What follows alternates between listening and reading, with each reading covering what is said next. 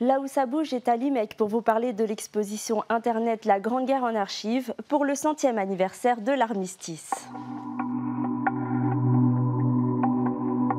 Et avec nous Claire Pollan. Claire, qu'est-ce qu'on peut voir dans cette exposition ?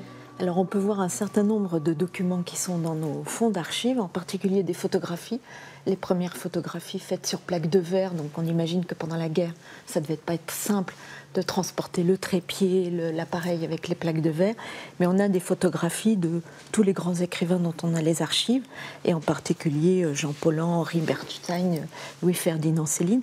On a aussi des imprimés qui ont été publiés pendant la Grande Guerre, parfois même imprimés au sein des tranchées, et qui sont des revues satiriques qui prolongent l'esprit anarchiste fin du XIXe siècle à l'intérieur de l'esprit nationaliste de la Grande Guerre. Alors on voit dans cette exposition que c'est aussi beaucoup la Première Guerre mondiale à travers les écrivains. Là vous avez le journal intime d'André Mare. Est-ce que vous pouvez nous en dire un peu plus ? Alors, André Mare est un peintre cubiste qui va participer aux premières opérations de camouflage qui ont existé pendant la Première Guerre mondiale.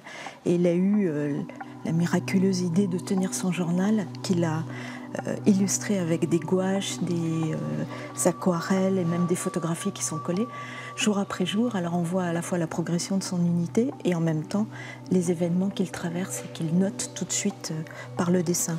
J'ai vu pas mal de bandes dessinées avec notamment Bécassine. Est-ce qu'on peut dire que c'est aussi une exposition pour les enfants ?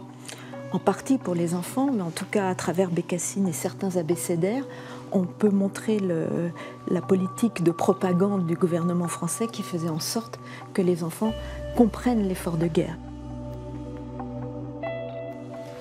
En tout cas, vous n'avez aucune excuse de rater cette exposition. Vous la trouverez bien au chaud chez vous sur le site internet de l'IMEC et il n'y a pas de date limite.